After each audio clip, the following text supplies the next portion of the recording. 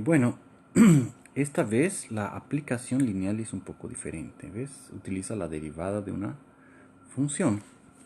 Y la base también es otra. Claro. En realidad la base usual, que sería 1x cuadrado. El último término lo dividimos por 2, entonces es obvio que va a ser una base también del espacio vectorial. Entonces, si p de x fuese 1, la derivada es 0 y por lo tanto la derivada de 1 sobre x también continúa siendo 0 y x veces la derivada es 0 todavía. En otras palabras, f de x va a ser 0. Si p de x fuese x, la derivada va a ser 1, ¿cierto? Entonces es una función constante, entonces la derivada de 1 sobre x continúa siendo 1 y x veces la derivada de 1 sobre x es x, porque multiplica por x. Entonces quiere decir, disculpen, aquí es f de 1, f de 1 es 0, disculpen ahí arriba, el polinomio era el polinomio constante 1, ahora el polinomio es una función x o el polinomio x, entonces f del polinomio x es el propio x. Ahora, ¿qué pasa si p de x es el último elemento de la base, que sería x cuadrado sobre 2? La derivada en 2x sobre 2 va a ser x, ¿cierto?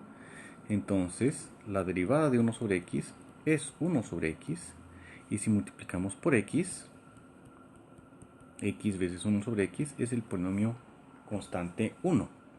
Entonces, f de x cuadrado sobre 2 es 1. Eso podemos escribirlo entonces de forma resumida de la siguiente forma. Vamos a ver. ¿No? Primero que nada, f de 1 es 0 veces 1 más 0 veces x más 0 veces x cuadrado sobre 2.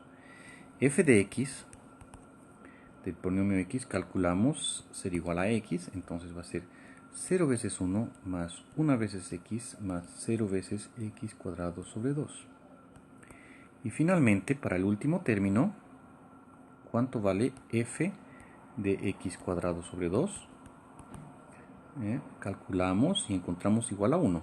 Entonces, 1 vez 1 más 0 veces x más 0 veces x cuadrado sobre 2.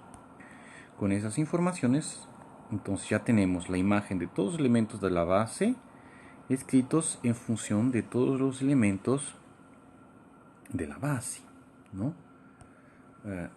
La imagen de todos los elementos de la base en función de todos los elementos de la base. Entonces, la matriz asociada va a ser primero la imagen de 1 y que escribimos los coeficientes en forma de columna, 0, 0, 0. Después la imagen del segundo vector de la base y escribimos los coeficientes en forma de columna y la misma forma después para los últimos términos. Sería eso, o sea, esta es la respuesta a la pregunta que tenemos ahora.